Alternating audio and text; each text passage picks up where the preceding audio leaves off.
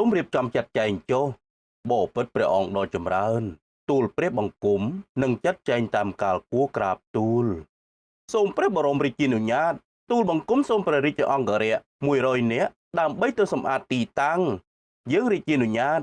សូមអរព្រះគុណក្រាបទូល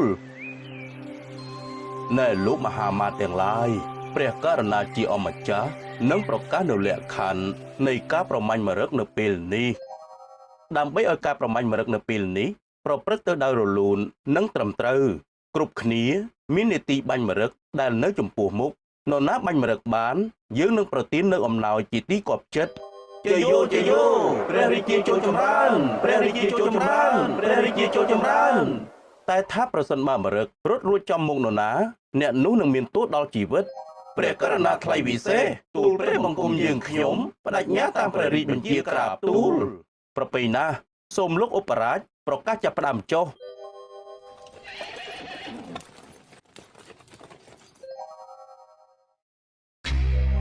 អីយ៉ាអាសត្វប្រើនេះសំណាងណាស់វើយមិនកើតទេអញត្រូវតែដេញតាមឲ្យបានទើបរួចផុតពីអាញាសឹកនេះ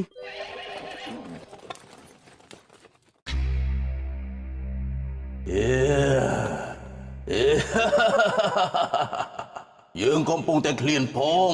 ពេលនេះមានចំណីមកដល់ល្មមអ្នកឯងជាអ្នកណាបានជាថ្លើមធំម្លេះយើងគឺជាព្រះរាជានៃនគរឥន្ទបត្តបុរីអូចុះហេតុអ្វីបានជាអ្នកឯងមកដល់ដែនដីរបស់យើងដូចនេះយើងដេញតាមសត្វប្រើហើយអស់កម្លាំងពេកទើបបានជាចូលមកជ្រកក្រោមដើមឈើនេះឥឡូវនេះព្រះអង្គចូលមកអាណាខេត្តរបស់យើងហើយយើងត្រូវតែស៊ីជាអាហារបើព្រះអង្គចេះជាអាហារ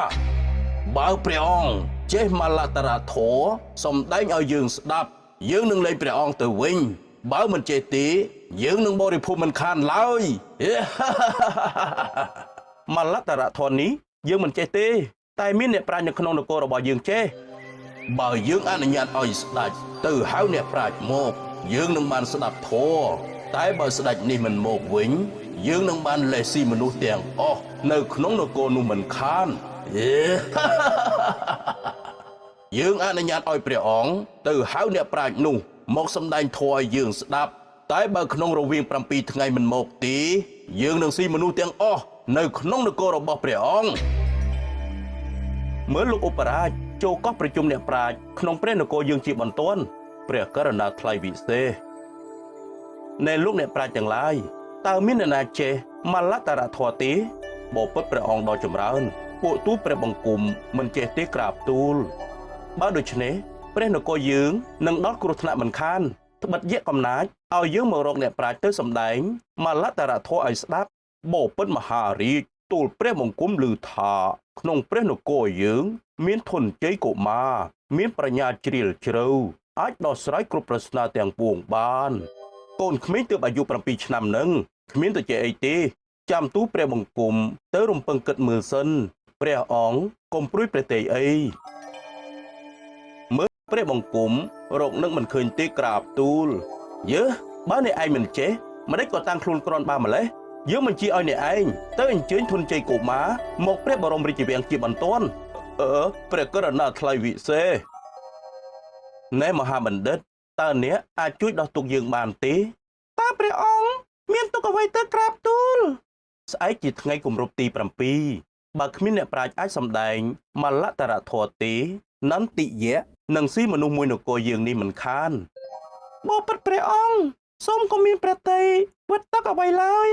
ទូលព្រះបង្គំចេះមលតរធម៌នេះយ៉ាងស្ទាត់ជំនាញទាំងបាលីនិងសម្រាយក្រាបទូលណែនន្តិយៈលើថាអ្នកឯងចង់ស្ដាប់មលតរធម៌មែនទេអូអ្នកប្រាជ្ញនៃនគរឥន្ទបត្តបុរីគឺជាកូនក្មេងចឹងឬណែស្ដាប់ណានន្តិយៈអាយុគ្រាន់តែជាតួលេខទេអញ្ចឹងសូមលោកអ្នកប្រាជ្ញសំដែងធម៌មកចុះយើងចាំស្ដាប់